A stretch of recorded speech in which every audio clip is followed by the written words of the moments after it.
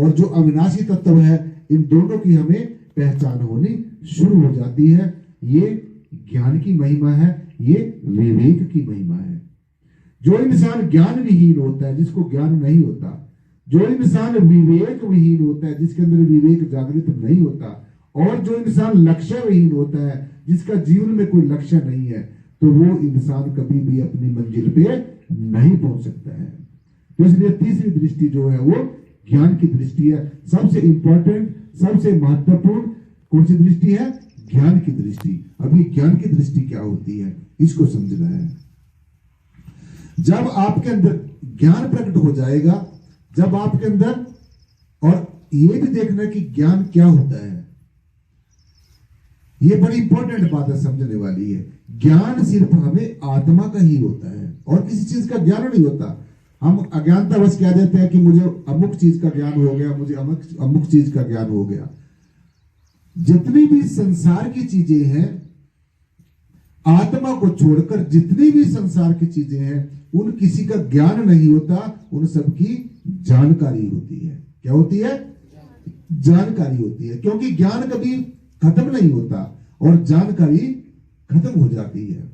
संसार की जितनी भी चीजें हैं, उनकी हमें जानकारी होती है, ज्ञान नहीं होता। ज्ञान सिर्फ हमें आत्मा का ही होता है। तो इसलिए जो ज्ञान की दृष्टि है साथ संगत जी, वो हमारी आत्मिक दृष्टि होती है। विवेक की जो दृष्टि है वो हमारी आत्मिक दृष्टि होती है, क्योंकि ज्ञान और विवेक दोनों हमारी आत्मा की दो आंखें हैं।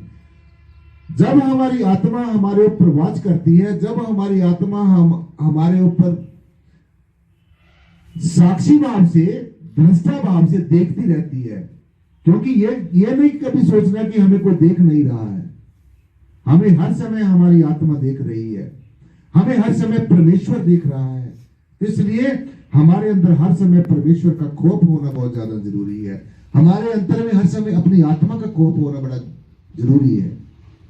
जैसे कोई आदमी आपको छुप कर देख रहा हो, आप कोई काम कर रहे हो, वो आदमी आपको छुप कर देख रहा है और आप ये सोच रहे हैं कि मुझे कोई नहीं देख रहा है, और फिर आपका जो केस है वो अदालत में चला जाता है। तो अदालत में बैठा हुआ जज कहता है भी इसका कोई गवाह है आपके पास? तो आप कहते हैं नहीं, मेरे पास कोई गवाह नहीं है। लेकिन जो आपको वो छुप कर देख रहा है आदमी, वो तुरंत खड़ा हो जाता है कि मैं इस बात का गवाह हूं, मैंने इस जीव को देखा है।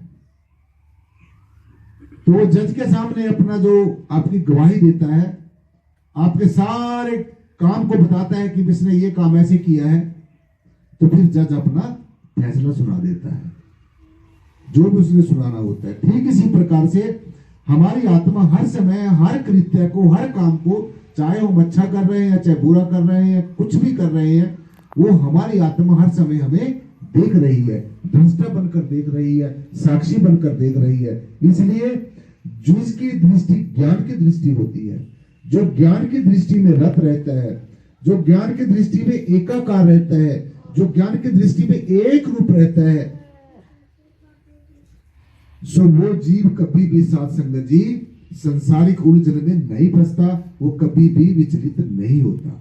इसलिए ज्ञान की दृष्टि होना हमारे अंतर में बहुत ज्यादा जरूरी है। और वो ज्ञान की दृष्टि हमें किसी परचून की दुकान से नहीं मिलेगी, या किसी संसार की किसी रिश्ते नाते से नहीं मिल सकती। वो ज्ञान की दृष्टि हमें सदगुरु से मिलती है। जैसे आपको ज्ञान की दृष्टि दी हुई है, आपको जब आप ज्ञान की दृष्टि का सहारा लेते हैं तो आपको ये निर्गुण निराकार सर्वाधार विश्वाधार परम तत्व का दर्शन होता है ना? नहीं होता? ये कौन सी दृष्टि से होता है? ये ज्ञान की दृष्टि से होता है। और जब आप संसार को देखते हैं तो वो कौन सी दृष्टि से होता है? वो उस संसार की दृष्टि से होता है। और वो पहली दृष्टि आपको कौन सी बताई थी? मन की, जो मैंने 3 दृष्टियां बताई है। संसारिक दृष्टि, जब आप संसार को देखते हैं तो ये संसारिक दृष्टि होती है। जब आप उस बात के ऊपर विचार करते हैं तो ये विचार की दृष्टि होती है। और जब आप मूल को समझना शुरू करते हैं, जब आप सत्यता को जानना शुरू करते हैं, जब आप वास्तविकता को जानना शुरू करते हैं और आपको वास्तविकता का बोध होता है, ज्ञान होता है, रियलाइजेशन होती है, तो यही साध संगत जी ज्ञान की दृष्टि होती है। तो जिस जीव के पास ज्ञान की दृष्टि है, जिसके पास बोध की दृष्टि है, जिसके पास अनुभव की दृष्टि है, वो ही इंसान मोक्ष और मुक्ति का अधिकारी हो सकता है, और कोई हो ही नहीं सकता। चाहे आप कितने भी पूजा पाठ करते रहे, कितनी भी मूर्तियों की पूजा करते रहे, कितने भी इंसान के बनाए हुए भगवानों को पूजते रहे, कभी भी कल्याण नहीं हो सकता।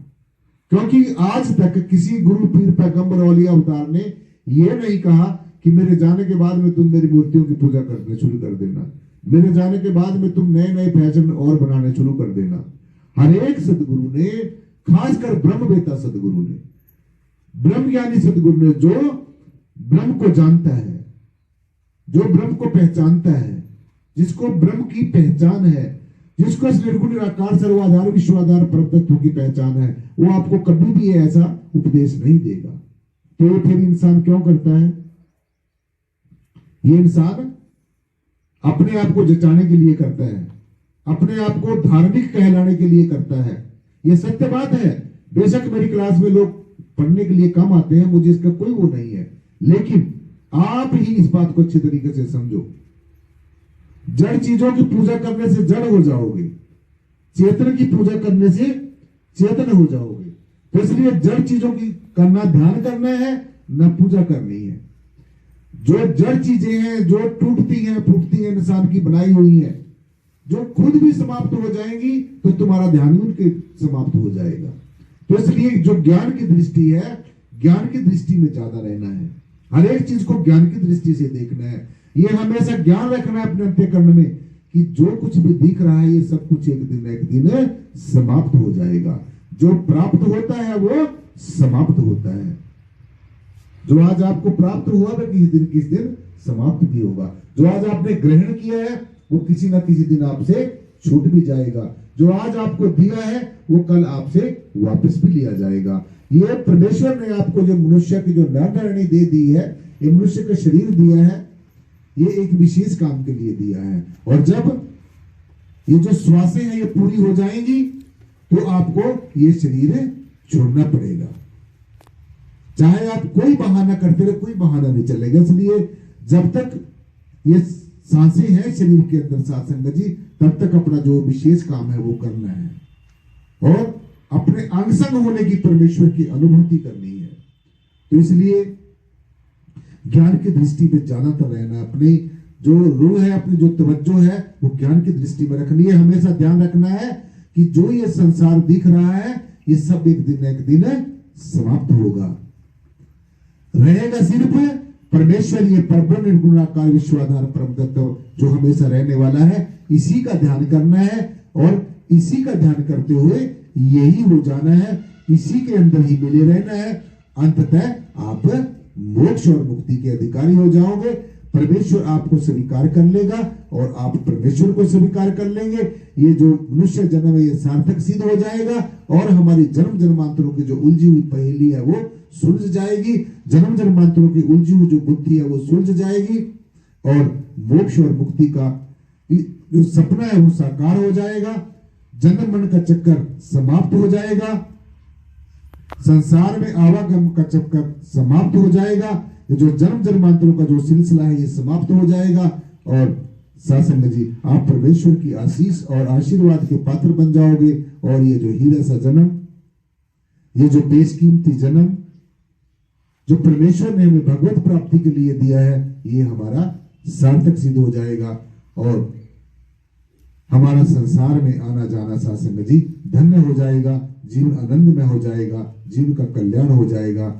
सुशासन जी इन शब्दों के साथ, इन विचारों के साथ आज की जो ज्ञान चर्चा है वो यहीं पर संपर्क करते हैं और बोलने में कोई त्रुटि हो गई हो उसके लिए बार बार क्षमा का याचक। एक बार सदगुरु भगवान के नाम का जय घोष, जयकारा, जिनकी अपार कृपा से आज हम सबको ये ज्ञान चर्चा सुनने का सौभाग्य प्राप्त हुआ है।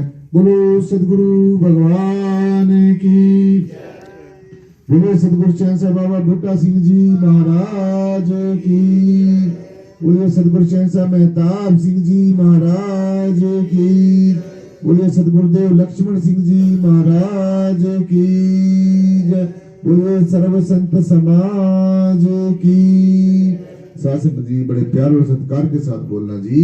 धन निराकार जी। ज्ञाननाथ जी महाराज